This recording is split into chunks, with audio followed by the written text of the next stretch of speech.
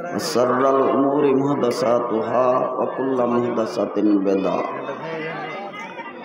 وكل بدعة ضلالة وكل ضلالة في النار أما بعد أعوذ بالله من الشيطان الرجيم بسم الله الرحمن الرحيم والعصر إن الإنسان لفي خسر إلا الذين آمنوا وعملوا الصالحات وتواصوا بالحق وتواصوا بالصبر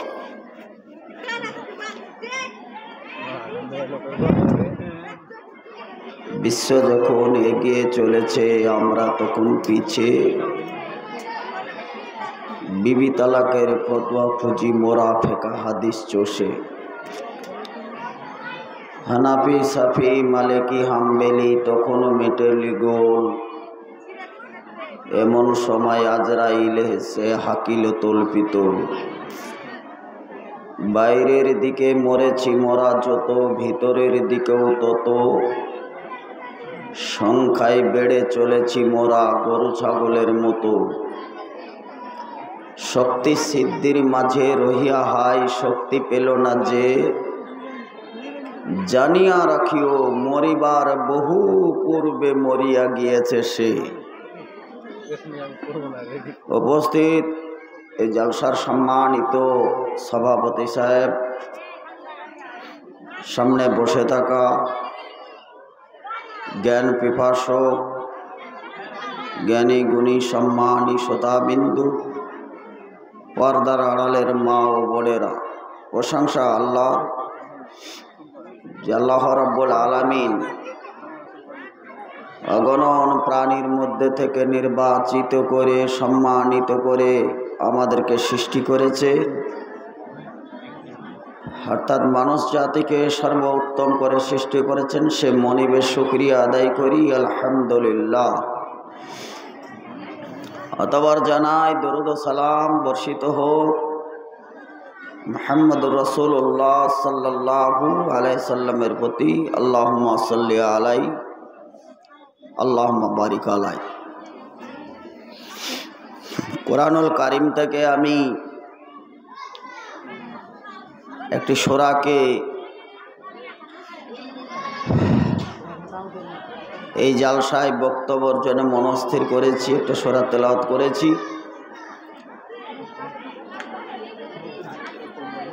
এই সূরাকে সামনে রেখে কিছুক্ষণ আপনাদের সামনে বক্তব্য রাখবো ইনশাআল্লাহ তাআলা। আমা তৌফিক ইল্লা বিল্লাহ।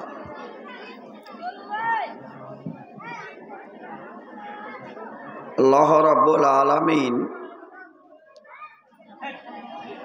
বিরাট মহান সত্তা, সর্বোপরি ক্ষমতার উপরে যিনার ক্ষমতা,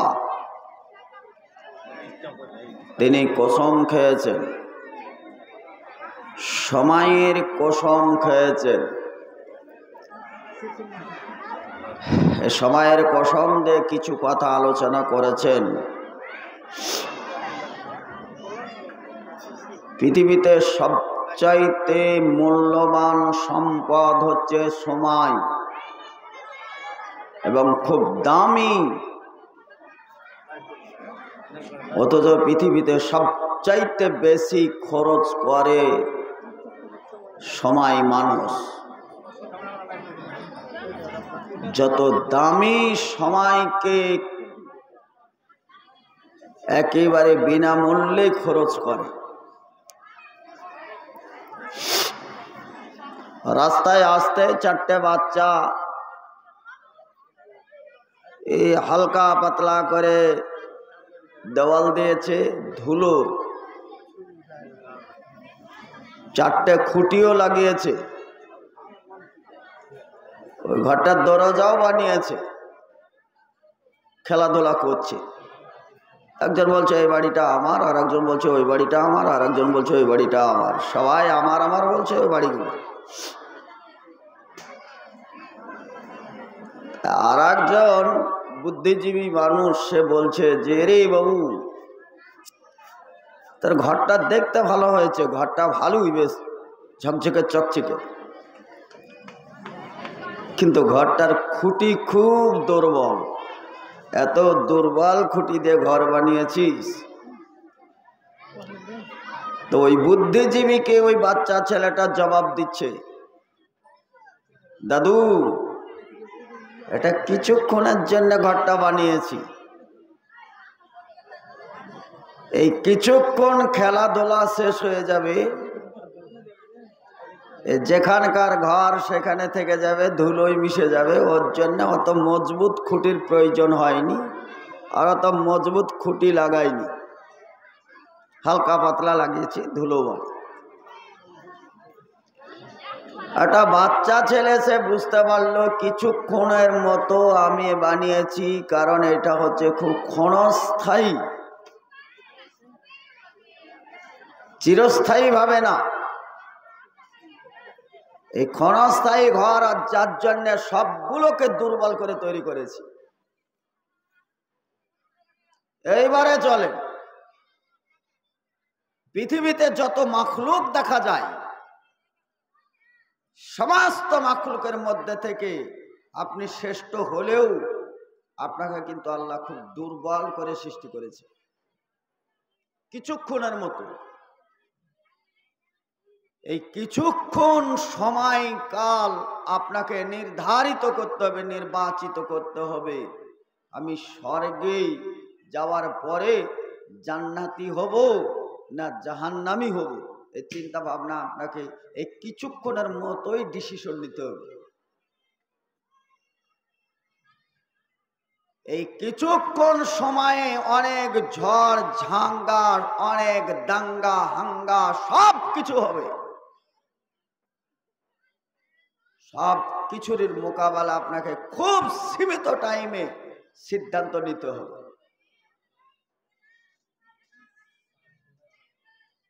তাই ঘটেছে আমাদের জীবনে, আমরা দেখেছি অল্প সময়। তারপরে আর একটি কথা এসছে, মানুষ খুব বিচলিত মন নিয়ে বসবাস করে, অস্থায়ী ভাবে বসবাস করে, মানুষ স্থির থাকতে পারে না। মানুষ কত দুর্বল, 1 ঘন্টা 2 ঘন্টা মানুষ স্থির ভাবে বসে থাকতে পারে না। কেন? কারণ সীমিত সময়, বিচলিত মন, অল্প সময়ের মধ্যে বিচলিত ভাবে এখানে সেখানে দৌড়ে বেড়ায়, স্থির থাকতে পারে না। একটা দুর্বল প্রাণী মুরগি, এই মুরগির পেটে কয়টা ডিম দিয়ে রেখে দেয়, ওই ডিমের ওপর বসে থাকে, দীর্ঘদিন বসে থাকে, কোনো বিচলিত নেই, কোনো টানা ছাচড়া নেই, কোনো চিন্তা নেই, কোনো ভাবনা নেই, ডিমের ওপর একেবারে স্থির ভাবে বসে থাকে, খাবার দাবারও প্রয়োজন মনে করে না। ওই মুরগিটার বিরাট দায়িত্ব পালন করে, যে ডিমগুলো যে মালিক দিয়েছে তাদেরকে উপহার আমাকে দিতে হবে, যার জন্য বড় দায়িত্ব পালন করে ওই মুরগিটা ডিম থেকে সরে যায় না। ওই মুরগির বাচ্চাটা কত সবল, ওই মুরগির বাচ্চা ডিম থেকে বেরানোর আগে 1 ঘন্টা 2 ঘন্টা আগে ওই ডিমটা কানের ভিতরে রাখবেন, ভিতর থেকেই আওয়াজ আসবে, চিক চিক চিক চিক চিক চিক করে একটা আওয়াজ আসে, এখনো দুনিয়াতে আসে নাই। দুনিয়ায় আসার পরে ডিমটা ফেটে যায়, ভেঙে যায়, একটা বাচ্চা উঠে। এই বাচ্চাটা উঠার পরে মায়ের কাছে আবেদন নিবেদন করে না। গরুর বাচ্চা, ছাগলের বাচ্চা হওয়ার পরে ট্যা টু করে, করার পরে এখানে ওখানে ঠোকা দেয়, দিতে দিতে ওলান পায়। ওই ওলানে গিয়ে গরুর বাচ্চাই হোক আর ছাগলের বাচ্চাই 2-4 ঠোকা দিতে দিতে দিতে দিতে 1-2 ঘন্টার মধ্যে ও দুধ পান করতে পারে, নিজে খুঁজে নেয়। মুরগির বাচ্চা তো তার পেটের মধ্যে থেকে ডিম বেরিয়ে আসার পরে ও ঠোকা দিলেই তো দুধ পাবে না। মুরগির দুধ আছে? মুরগির কোনো দুধ আছে? নাই।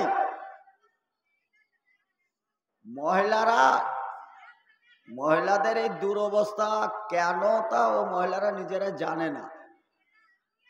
গো মা বোনেরা, একটু চেঁচানি কম করেন গো, না তো বিয়ে শাদীর জিন্দিগি তো হবে না। যা চেঁচানো চলছে, ওই মুখ নিয়ে কেউ বউ হিসাবে গ্রহণ করবে না। মুখটা একটু কমান।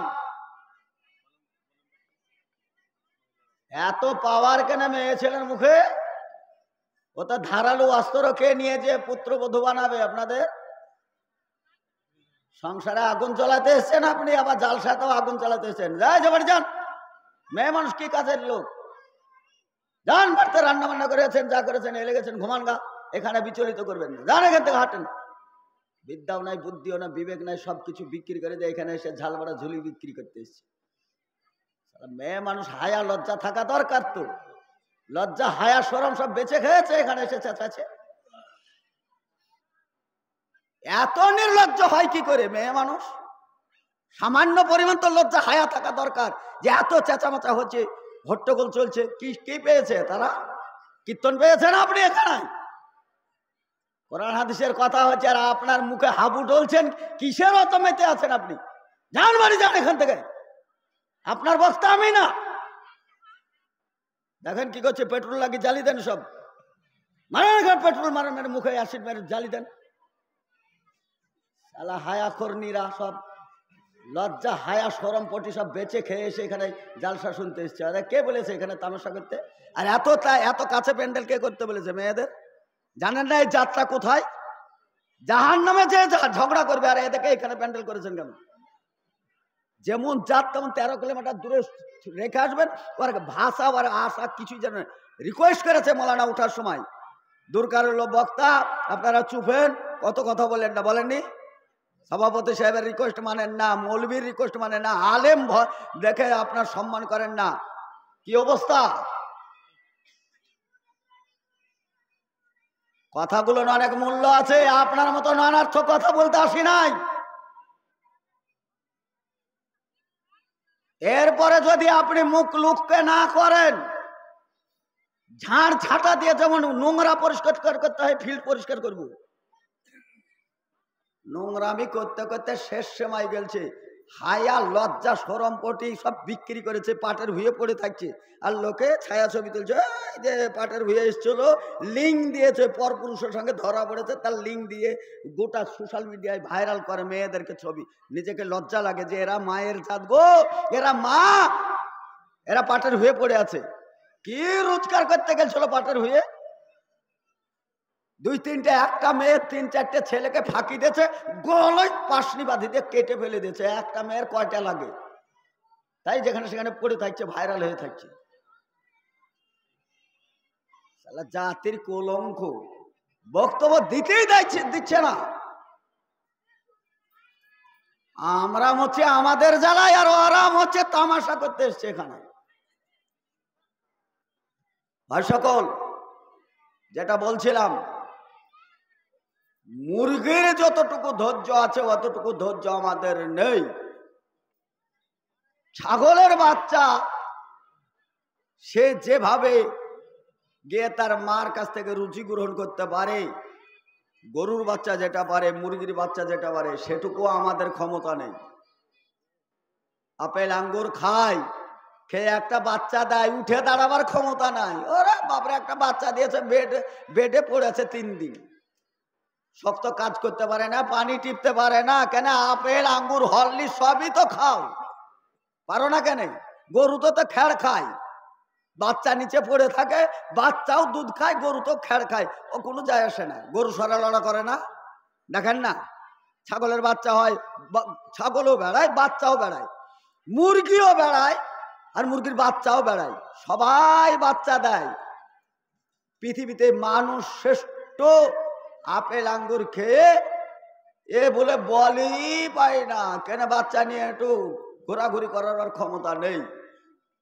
আল্লাহ রাব্বুল আলামিন এদেরকে দুর্বল করে সৃষ্টি করেছেন। দুর্বল হওয়াতে লাভ এটাই যে দুর্বলদের প্রতি রহম বেশি হয়। দুর্বল হলে কি হয়? রহম বেশি হয়।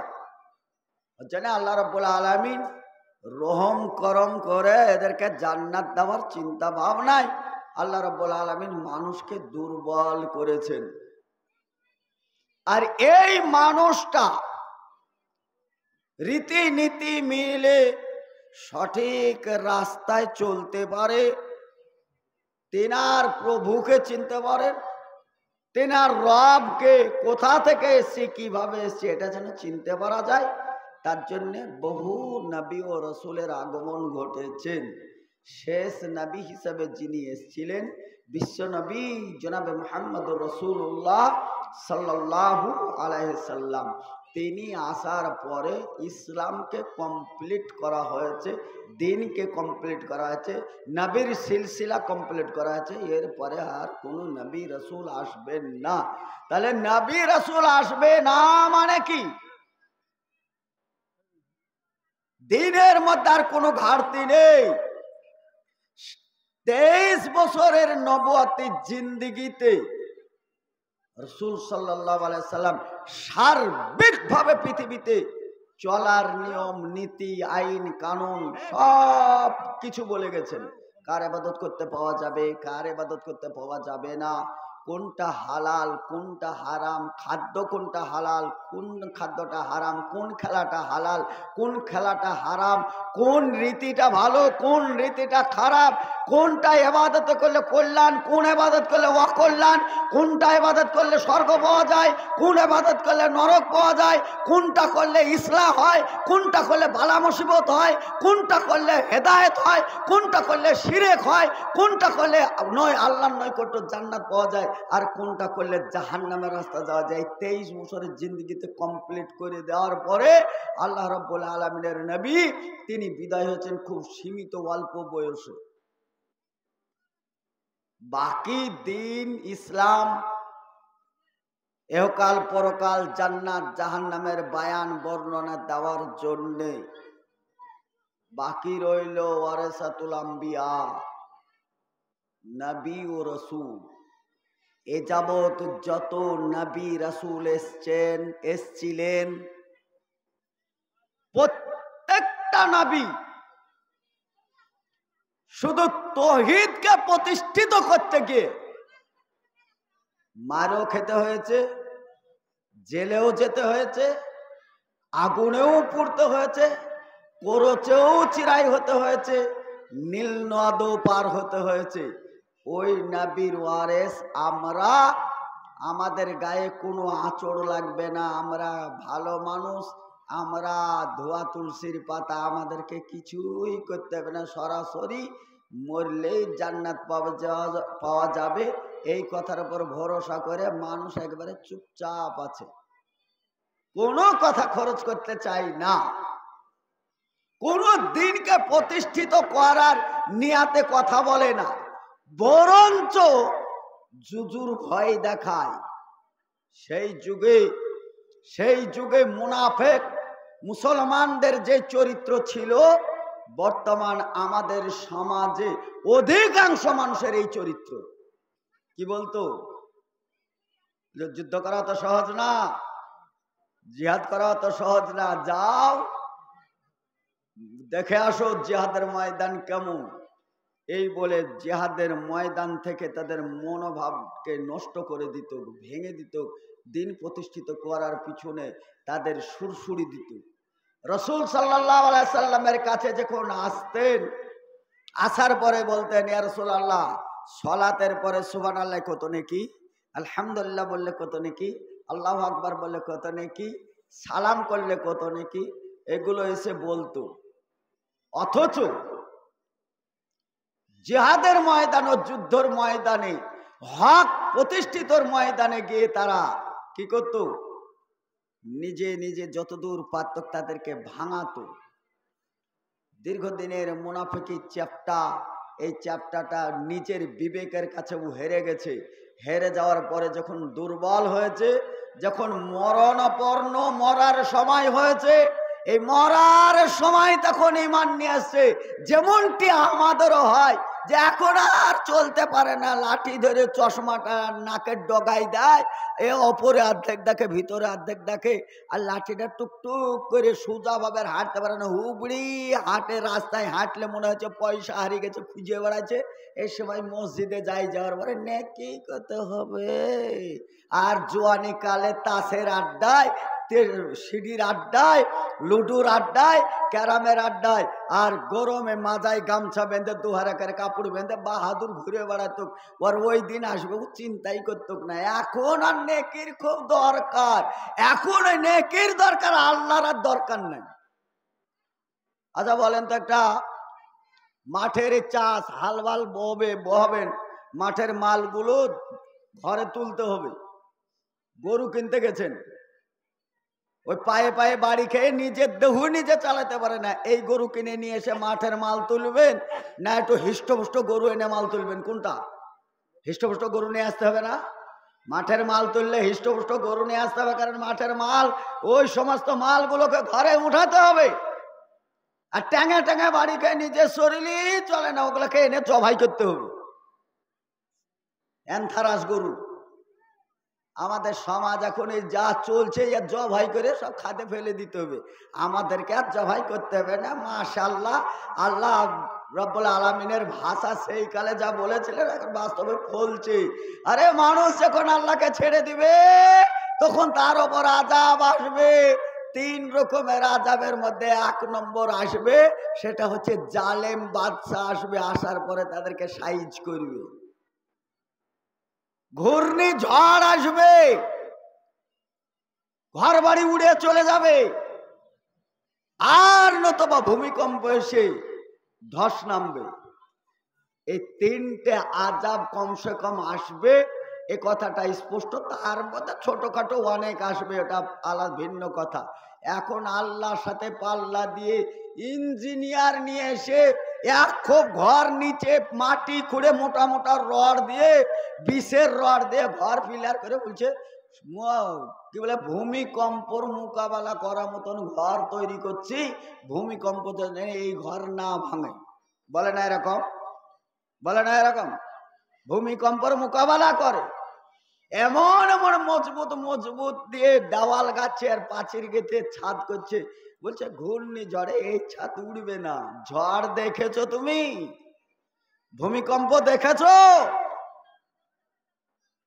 চলে যাও তুরস্কে, ভূমিকম্প কাকে বলে আর আল্লাহর ক্ষমতা কাকে বলে? একতলা 2 তলা না, যারা 100 তলা ঘর, 100 তলা ঘরের মালিক। নদীর এপার ভাঙে ওপার গড়ে, নদীর এপার ভাঙে ওপার গড়ে, এই তো নদীর খেলা রে ভাই, এই তো নদীর খেলা। সকাল বেলায় রাজা সে তো ফকির সন্ধ্যা বেলা। কিসের অহংকার?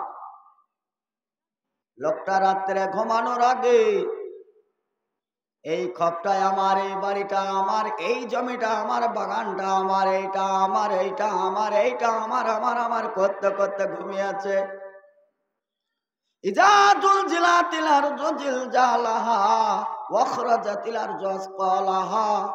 আল্লাহ রাব্বুল আলামিন সামান্য একটু সিঙ্গারে ফু দিয়ে জমিনটাকে নড়িয়ে দিয়েছে। 100 তলা বাড়ির মালিক সকাল বেলায় উঠে লোকটি বেঁচে গেছে, বাড়ির বউ বাচ্চা কেউ বাঁচে নাই। কর্মীরা বাচ্চা উদ্ধার করে, ওই মৃত্যু ব্যক্তিদের উদ্ধার করতে করতে দেখা যায় পচা লাশ পর্যন্ত উদ্ধার হয় না, নিচতলায় পড়ে রয়েছে। ওই মাটিতে ভূমিধস হয়ে ওরা ধ্বংস হয়ে গেছে। তাদের এইরকমই মজবুত মজবুত পিলার ছিল। ওই লোকটি বলে আমি কালকে 4 তলা ঘরের মালিক ছিলাম, সকাল বেলায় আমি এখন 3টে রুটির মালিক, তবু আবার অন্য লোকে দিয়েছে ত্রাণ হিসাবে। নদীর এপার ভাঙে ওপার গড়ে, নদীর এপার ভাঙে ওপার গড়ে, এই তো নদীর খেলা রে ভাই, এই তো নদীর খেলা। সকাল বেলায় রাজা সে তো ফকির সন্ধ্যাবেলা। সকাল বেলায় রাজা ছিল, কিন্তু সন্ধ্যাবেলায় সে ফকিরের মতন দুইটা রুটি নিয়ে, ত্রাণের রুটি। বন্ধু আমার, অহংকার করো না।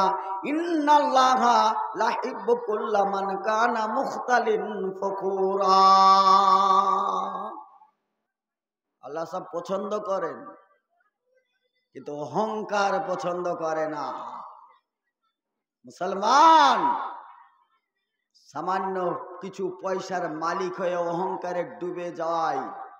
ঈমান আমানে ঘুণ লেগেছে, দুর্বল হয়ে পড়েছে, কোনো ট্যাবলেটে এই রোগ সারছে না। পিছনে আগুন লেগেছে, বাঁচার আর কোনো রাস্তা নেই।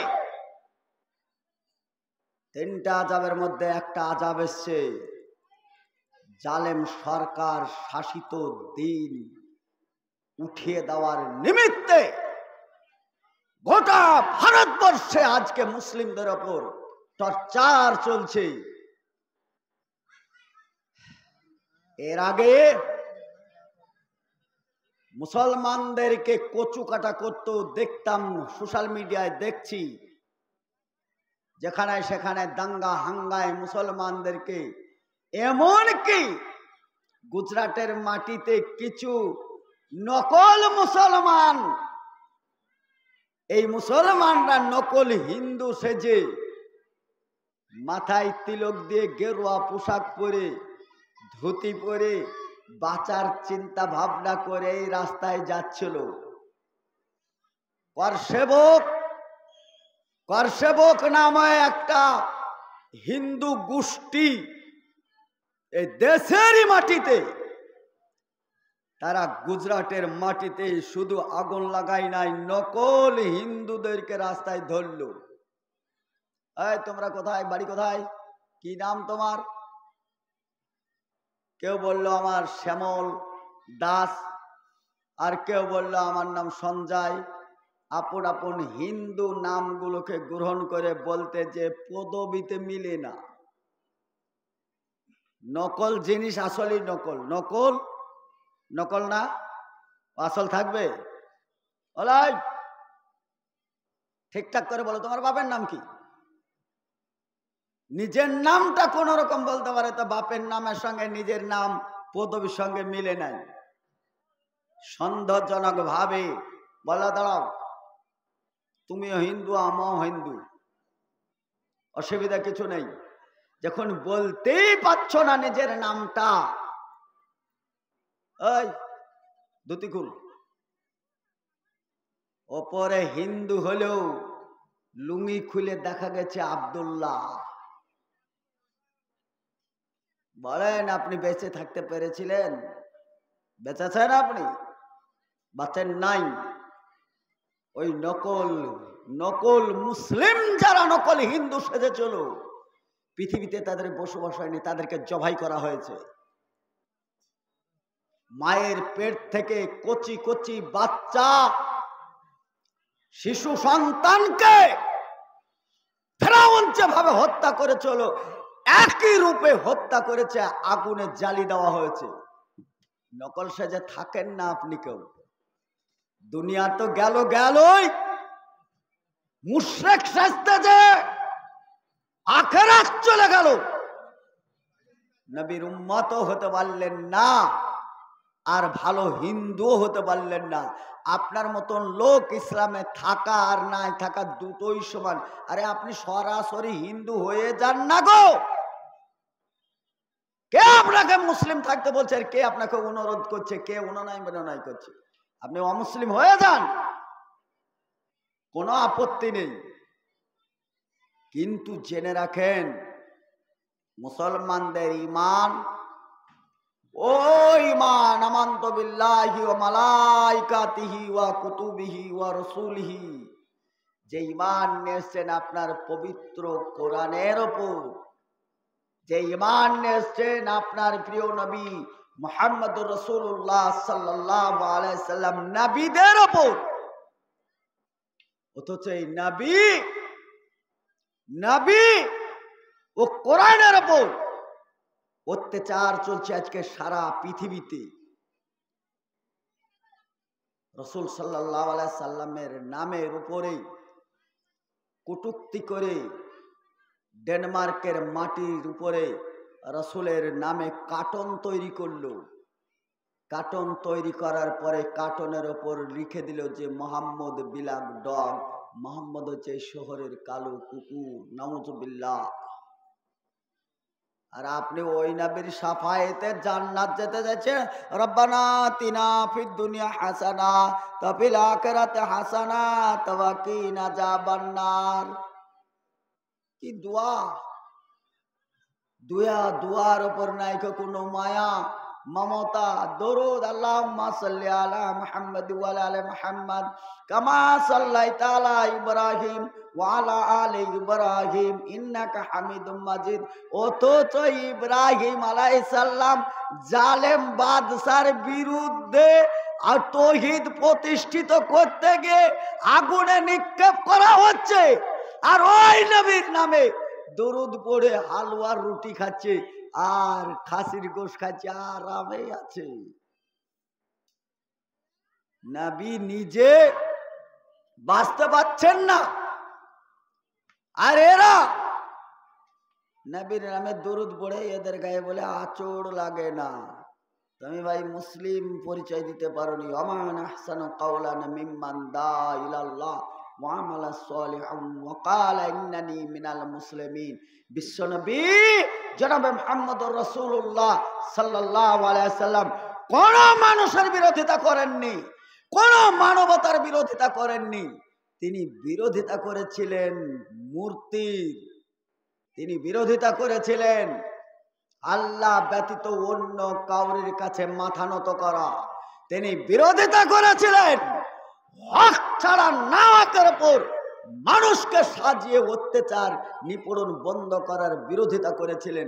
বিশ্বের শান্তি প্রতিষ্ঠিত করায় মুহাম্মদ সাল্লাল্লাহু আলাইহি সাল্লামের বিরাট অবদান রয়েছে, যে কোরআনে বলে আমা আরসালনাকা ইল্লা রাহমাতাল লিল আলামিন। তিনি রহমতের নবী সারা পৃথিবীর জন্য। আজকে সেই নবীর নামে কটূক্তি শুধু ডেনমার্কের মাটিতে দাঁড়ায় নাই, এই করতে করতে শেষ পর্যন্ত একটি কুখ্যাত নাস্তিক, তার জন্ম কিভাবে হয়েছে আর সে কিভাবে জন্মের বৃত্তান্ত সে নিজে জানে, সে রসুলের নামে উল্টো পাল্টা দেহর প্রচার করতেই আছে। আমাদের পার্শ্ববর্তী দেশ, এটা পশ্চিম বাংলা আর এটা পূর্ব বাংলা। এই পূর্ব বাংলার কুখ্যাত নাস্তিক রসুলের বিরোধাচার করছে, অথচ মুসলিম দেশ সেখানে বসবাস করছে। আর গর্দান ছেটে ফেলা উচিত। মুসলিম দেশ, এই মুসলিম দেশে নাস্তিকদের আবির্ভাব ভাব হয় কি করে? যেখানকার প্রশাসন, থানা, কোর্ট কাচারি, মুখ্যমন্ত্রী শেখ হাসিনা পর্যন্ত মুসলিম তাহাজ্জুদের সালাত আদায় করে, আর সেখানে রাসূলের নামে কটূক্তি করে বসে বসে, আর ও কুখ্যাত বুকের বোতাম খুলে ঘুরে বেড়ায়, তাকে নাকি কেউ কিছু বলে না। শুধুই ও বলে না তা নয়, ওর পিছনে ইন্ধন দেওয়ার জন্য অনেক নাস্তিক আছে যাকে ওর পিছনে ইন্ধন যোগায়। আমাদের ভারতে ঠিক একই সুরসুরির উপরে নূপুর শর্মা বলে এক মহিলা, তারও মুখটা কুটকুট কুটকুট করতে করতে আমার নবীর উপরে আঘাত হেনেছে। উগ্রবাদী হিন্দু গৌতম চাঁদ মোহন চোপড়া সে কোরআনের বিরুদ্ধে কেস করেছে। আপনার যদি কোরআনের উপর মহব্বত থাকতো, কোরআন যদি আপনি পড়তেন, কোরআন ভালোবাসতেন, তাহলে কেস করা তো দূরের কথা, হাজারবার ভাবতো। যদি নবীর প্রতি আপনার প্রেম ভালোবাসা মহব্বত থাকতো, তাহলে পারে নূপুর শর্মা ভেবে দেখত যে না, মুসলমানদের ভাবাবেগে আঘাত দেওয়া কতটা কঠিন। আপনি ঘুমিয়ে আছেন, শুধু ঘুমিয়ে নেই, কোরআন ছেড়ে দিয়েছেন, আপনি ঘুমিয়ে নেই। রসুলের আসলে নাম কি? বাংলাদেশে অনেক ইউটিউবারকে দেখি সামনাসামনি ধরে যে প্রথম নবীর নাম কি, প্রথম নবীর নাম, প্রথম নবীর নাম, নাম কি? এক আরেকজনকে বল প্রথম নবীর নাম কি, আর একজনকে বলছে তোমার ধর্মের মধ্যে যদি ইসলাম কবুল করতে হয় তো কোন কলেমা বলতে হয়? তো বলছে আলহামদুলিল্লাহ রাব্বিল আলামিন রহমানির রহিম মালিক ইয়াউমিদ্দিন। তাও ভালো করে বলতে পারে না, কলেমা জানে না, সূরা জানে না, কালাম জানে না, দোয়া জানে না, দুরূদ জানে না, রসুল কাকে বলে তা জানে না, কোরআন কাকে বলে তা জানে না, মসজিদ কাকে বলে বুঝে না, বরঞ্চ টের চোখে তাকি তাকি মৌলবি সাইজদেরকে ক্রিটিসাইজ করতে, চায়ের দোকানে হেড মৌলবি সাজো, পার্লামেন্ট চালাও। তোমার এই অবস্থা হবে না তো কার হবে? তুমি বহুদিন আগেই তুমি বেঈমান হয়ে গেছো, মুশরিক হয়ে গেছো। আজকে মুশরিকদের বিরুদ্ধে কোনো কথা নয়, কথা তোমার বিরুদ্ধে। শুনুন, রাসূল সাল্লাল্লাহু আলাইহি সাল্লাম বলেছেন, যে ব্যক্তি সালাত আদায় করে না ও লোক বহুদিন আগে মুশরিক হয়ে গেছে। যে লোক সালাত আদায় করে নাই ও বহুদিন আগে ও কাফের হয়ে গেছে, বেঈমান হয়ে গেছে। ইয়া আইয়ুহাল্লাযিনা আমানু ইন্নামাল মুশরিকুনা নাজাসুন লা ইয়াকরাবান্নাল মসজিদা। খবরদার, এই মুশরিকদেরকে মসজিদের হারাম অর্থাৎ খানায়ে কাবায় যাওয়া তো দূরের কথা, তার নিকটবর্তী হতে দিও না। টাকা পয়সা সুদের উপর কারবার করে দোতলা তিনতলা বাড়ি, আর সুদের টাকা রাখার জায়গা নাই। এখন গেলছে সাদা কাফনের মতন থান পরে, এখন গেলছে কাবা শরীফ তপ করতে। ওরে খানায় কাবায় যে ঘুরে ঘুরে তপ করছে, ব্যবসা চলে সুদের।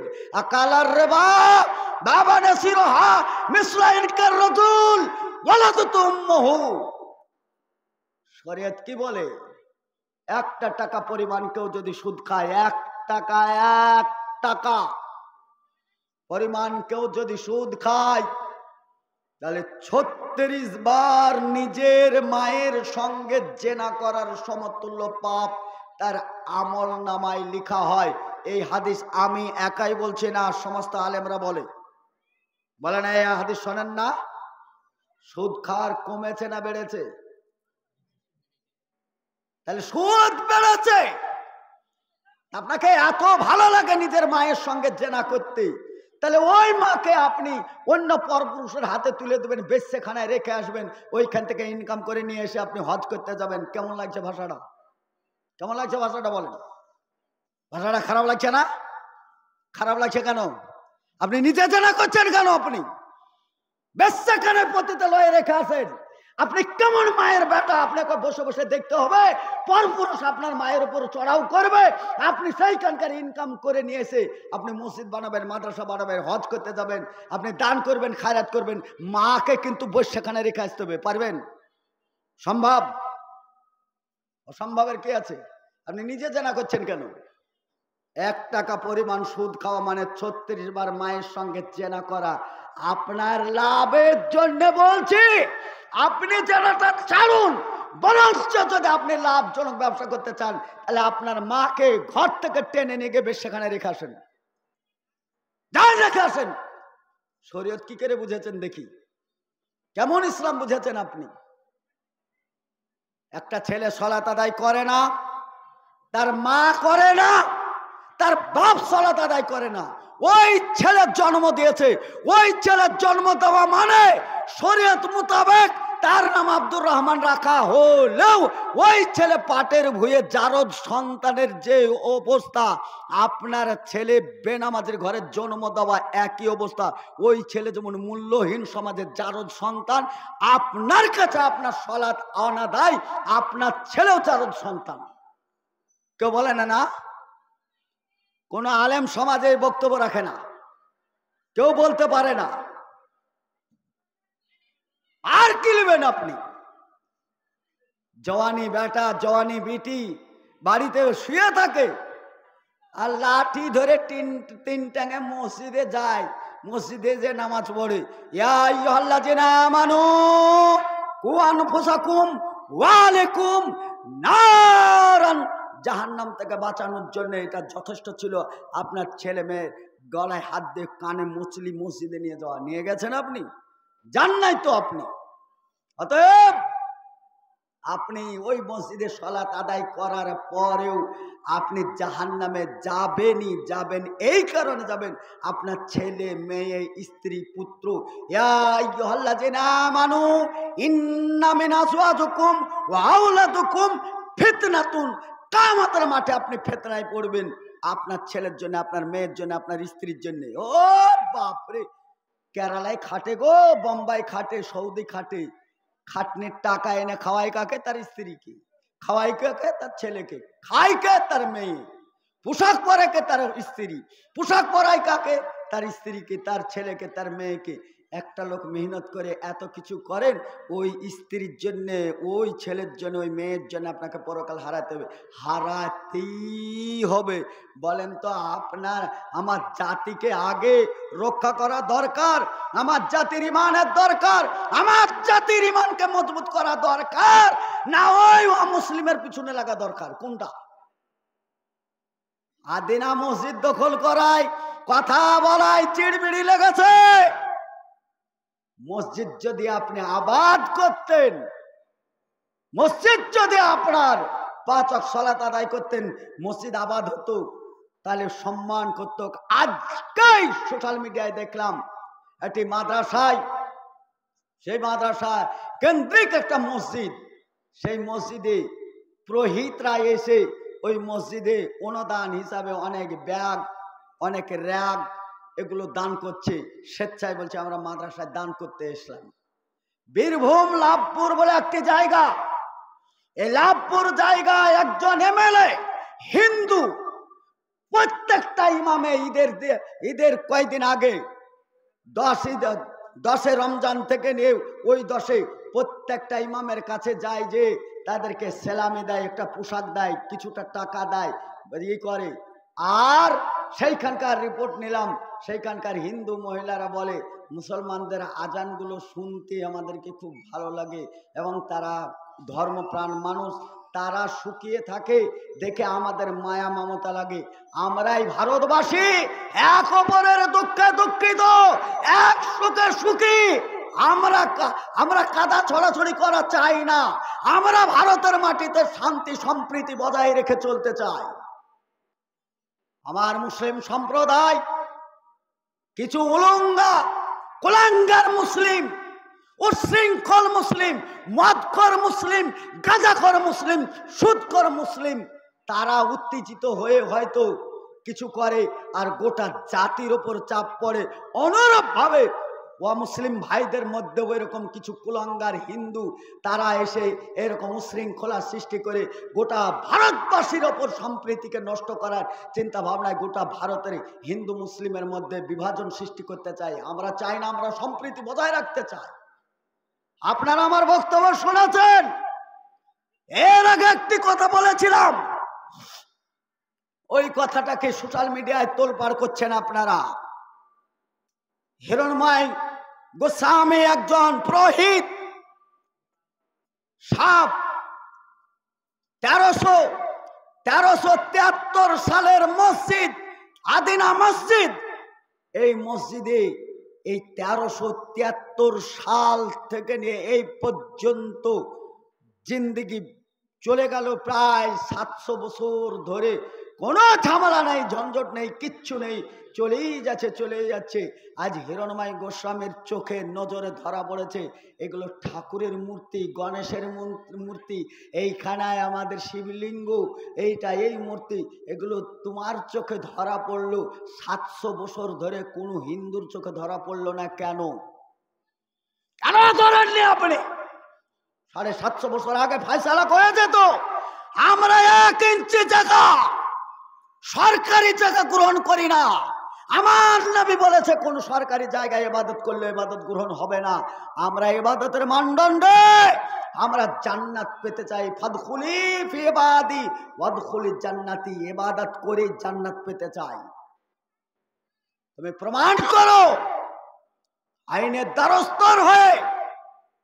এই জায়গাটা হিন্দুর জায়গা, তোমাকে ঝামেলা করতে হবে না, তোমাকে ঝঞ্ঝট যেতে হবে না। আমি কথা দিচ্ছি, আমি এই আইনের আওতায় লড়াই করে যদি অমুসলিম যে ভাইদের যদি জায়গা হয়, ওই আদিনা মসজিদ হয়, আমি কথা দিচ্ছি এই মসজিদ আপনাকে দিয়ে দিব, আমরা জবরদখল করব না। আর যদি ওইটা মসজিদের নামেই যদি সম্পূর্ণ রিপোর্ট থাকে, দায় দখল থাকে, শস্যা পরিমাণও দেওয়া যাবে না। শস্যা পরিমাণ গায়ে রক্ত থাকতে ভেবেলিও না। জোর যার মুলুক তার ভেবে নিয়ে চিন্তা ভাবনা করে পা বাড়াবে না। তোমাকে প্রমাণ করতে হবে এটা মুসলিমদের জায়গা নয়, এটা হচ্ছে মন্দিরের জায়গা। মুসলমানরা জোর প্রকার মসজিদ তৈরি করেছে। আমি কথা দিচ্ছি সোশ্যাল মিডিয়ায়, আপনার মন্দিরকে আপনার পাই দেওয়ার জন্য আপনাকে উকিল ধরতে হবে না। আমি উকিল ধরে আপনার মসজিদ মন্দিরকে এই জায়গা পাইয়ে দেবো। 700 বছর ধরে তুমি কোনোদিন কথা উঠাও নাই, আমরা উঠাই নাই। 700 বছর পরে তুমি হুবলি গিয়ে এইখানে শিবলিঙ্গের চিহ্ন বলে তুমি পুজো অর্চনা করতে গিয়েছো, তখনই কথা হয়েছে। তুমি এর আগে জ্ঞানপাপী মসজিদে এটা শিবলিঙ্গের নাম দিয়ে তাকে বন্ধ করা হয়েছে। বাবরি মসজিদ না রামের জন্মভূমি বলে সেটাকে ভাগে ভাগ করা হয়েছে। আদিনা মসজিদে শিবলিঙ্গের নাম দিয়ে তুমি মসজিদ দখল করতে আসবে। দেশের আইন আছে, দেশের কোর্ট কাছারি আছে, আমরা কোর্টের দ্বারস্থ হব। আপনি হন বাপের বেটা, প্রমাণ করেন। আপনার কথা চলবে না, আমার কথা চলবে না। প্রমাণ হোক জায়গাটা যদি মন্দিরের হয়। আমরা মুসলিম যত আছে সারা পৃথিবীর মুসলিম, আমরা কোনো সরকারি জায়গায় ইবাদত করব না। এই কারণে করব না যে ইবাদত করে আমাদের কোনো ফায়দা নেই, ওই ইবাদত আল্লাহর দরবারে কবুল হয় নাই। তাই আমরা জবরদখল করে আমরা কোনো জায়গায় মন্দির ভেঙে মসজিদ করব, এই কথা তো দূরের কথা। ইবাদত করে যেখানে ইবাদত হবে না, যেখানে ইবাদত করে স্বর্গ পাওয়া যায় না, ইবাদত করে জান্নাত পাওয়া যায় না, ও জায়গা সোনা দিয়ে বাঁধা হলে, সোনার মহলেও সোনার মসজিদ হলে আপনাদেরকে দিয়ে দিব। অথচ প্রমাণ করুন আপনি। আমরা প্রমাণের আওতায় যাই। আমি ওর মধ্যে একটা কথা বলেছিলাম, শিবলিঙ্গ যেখানে সেখানে গজগজ করে উঠছে, দেশের লোক আপার জনতা হিন্দু মুসলিম ভাই ভাই ঐক্যবদ্ধ ভাবে বসবাস করতে চাই।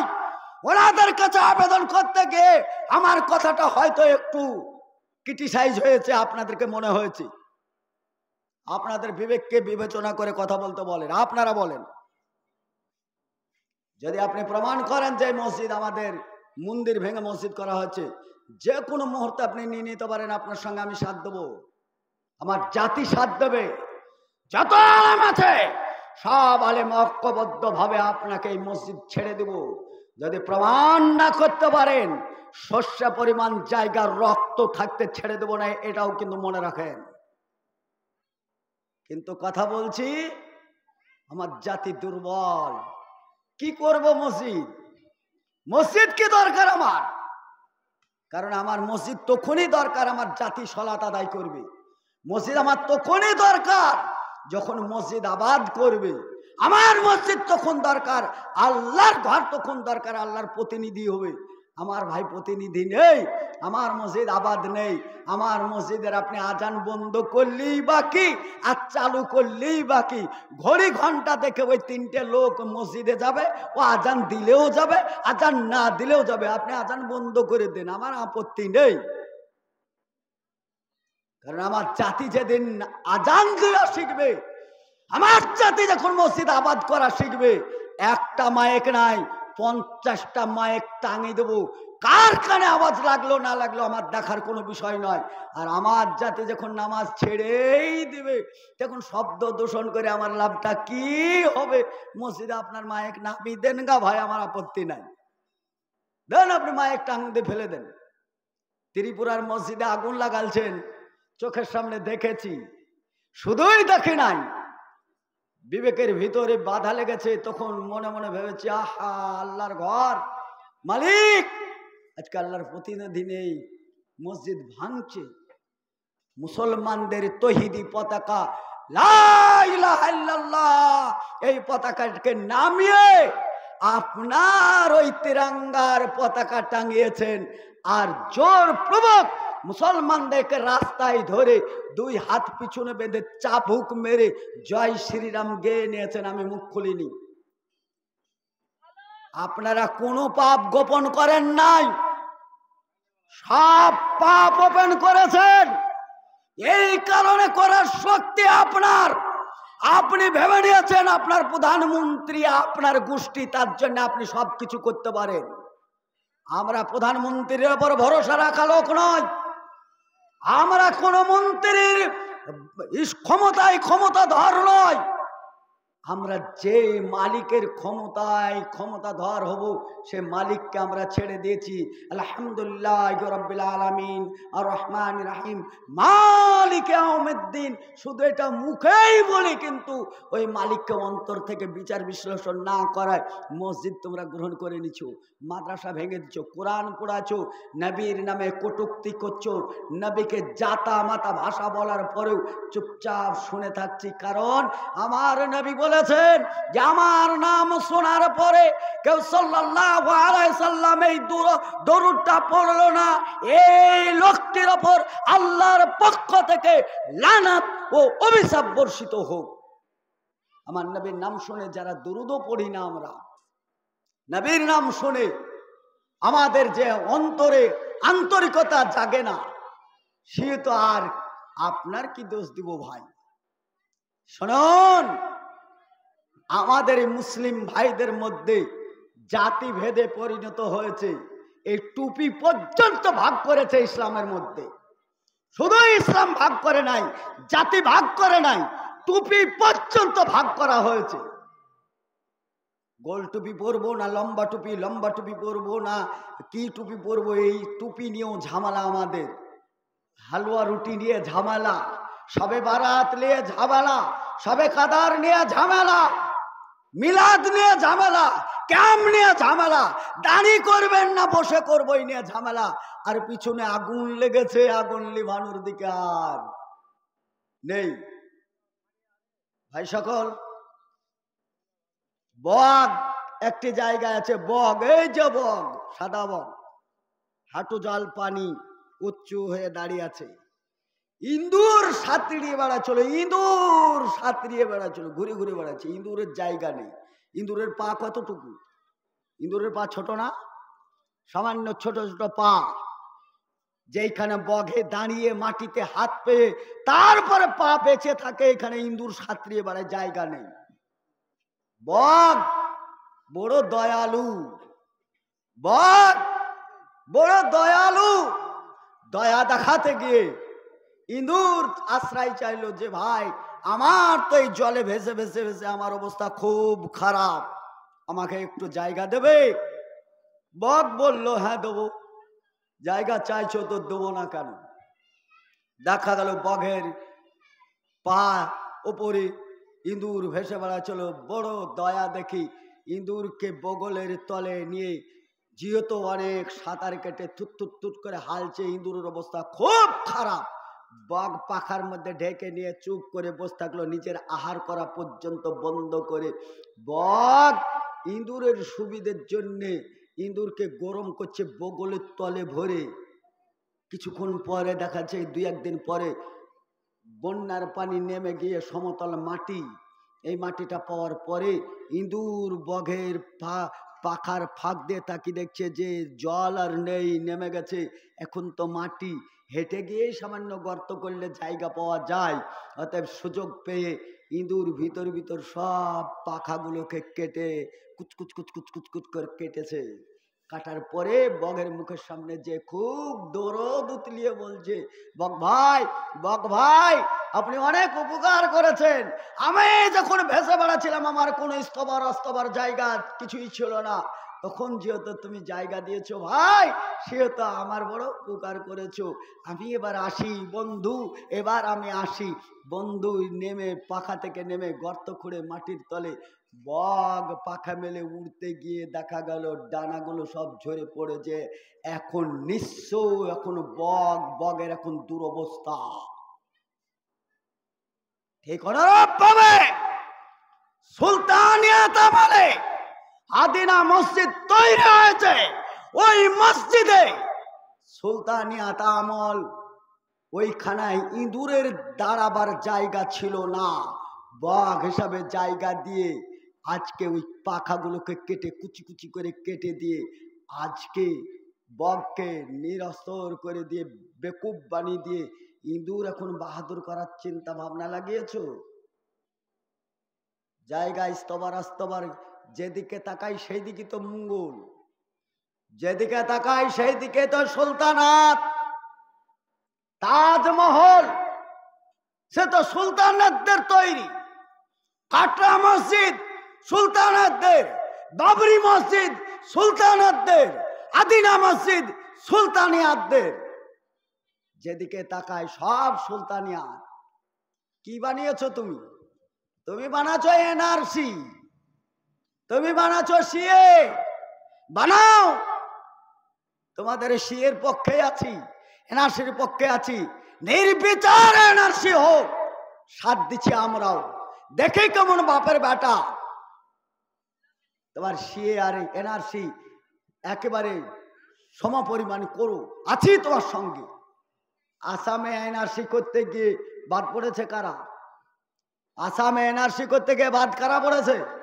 কথা বলেন না কেন আপনারা? সব ওরা পড়েছে, আমরা পড়ি নাই। কারণ আমরা পরের জায়গা জবরদখল করে বসবাস করি নাই। ভারতবাসী আমরা নিজেরই স্তবার আস্তবারে কোনো বাপদাদার রক্ত শুংলে ভারতের মাটিতে খুঁজে পাওয়া যায়। তুমি কোথাকার রিফিউজি উঠে এসেছিলে, তোমার এখনো কাগজপত্র ঠিক না থাকায় তোমরাই বাদ পড়েছো। আবার এই কাজ চলছে।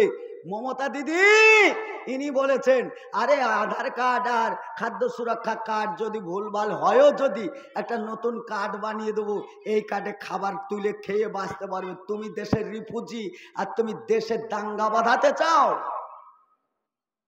তুমি দেশের রিফিউজি, এই দেশে তোমার স্তবার আস্তবার কিচ্ছু নেই। চারিদিকে তাকালে হাহাকার। এই বাবরি মসজিদের জায়গা ছেড়ে দিলাম, তাই একটা মন্দির তৈরি করে গর্ব করো, আরো নেবে নাও। কিন্তু আঘাত দিয়ে না, ভালোবাসা দিয়ে তুমি নেবে নাও। সরকার মহোদয়কে সম্মান করি, দেশের আইনকে সম্মান করি, সুপ্রিম কোর্টের আইনকে সম্মান করি। এই সম্মান করি অর্থাৎ আমাদের কাটরা মসজিদ সহ 280 বিঘে কারবালা কবরস্থান সরকার আন্ডারে দখল করে আছে। আমরা কিচ্ছু বলি নাই। সরকার আইনকে আমরা সম্মান করি, সরকারকে সম্মান করি। আমরা মাঝে মধ্যে কেস আমরা করতে চাই না, আমাদের নামে কেস হয়। আমরা যখন ওই কেসকে নিয়ে লড়াই করতে চাই, কোনো মুসলিম উকিল লড়াই করে না, অমুসলিম ভাই তারাই আমাদের মুসলিমদের কেস নিয়ে লড়াই করে এবং তারাই হার জিতের, আমরা হার জিতের অপেক্ষায় অমুসলিম ভাইদের কাছেই রেখে দিই। ভারতবর্ষে ইসলামিক কোনো ব্যাংক নেই, কোনো ব্যাংক নেই। আমাদের যা টাকা পয়সা সব কিছু তুলে দিয়ে আমরা ভারতের ব্যাংকে, আইসিআই ব্যাংক, স্টেট ব্যাংকে আমরা টাকা রেখে আসি। ওই টাকা রক্ষণাবেক্ষণ আমানতদারি যারা, তারা অমুসলিম। আমরা অমুসলিম হলেও এই দেশের নাগরিক অমুসলিম ভাইদেরকে আন্তরিক বিশ্বাস করাই আমাদের ছোট্ট ছোট্ট ক্ষুদ্র ক্ষুদ্র ব্যবসার টাকা আমরা স্টেট ব্যাংকে, আইসিআই ব্যাংকে, সব ব্যাংকে আমরা টাকা রেখে আসি। আমাদের এটা বিশ্বাস আমানত রক্ষা হবে। মুসলমানদের কেসে অমুসলিম ভাই উকিলরা লড়াই করে, আমাদের আন্তরিক বিশ্বাস যে এই লোকটি আমাদের কেসে ন্যায় বিচার ও ন্যায্য বিচার পাইয়ে দিবে। সুপ্রিম কোর্টের দ্বারস্থরে আমরা আইনের অপেক্ষায় থাকি। রায় যা দেয় তাই মেনে নি। তুমি কোথাকার ভুইফোর, এসেই তুমি দেশে আগুন জ্বালিয়ে দিবে আর আমাদেরকে চুপ চুপ করে দেখতে হবে? জি না, কখনো না। আমরা আইনের আওতায় যাই, আইন যা বলবে আমরা মেনে নেব। তাই বলে এ নয় কোরআনের বিরুদ্ধে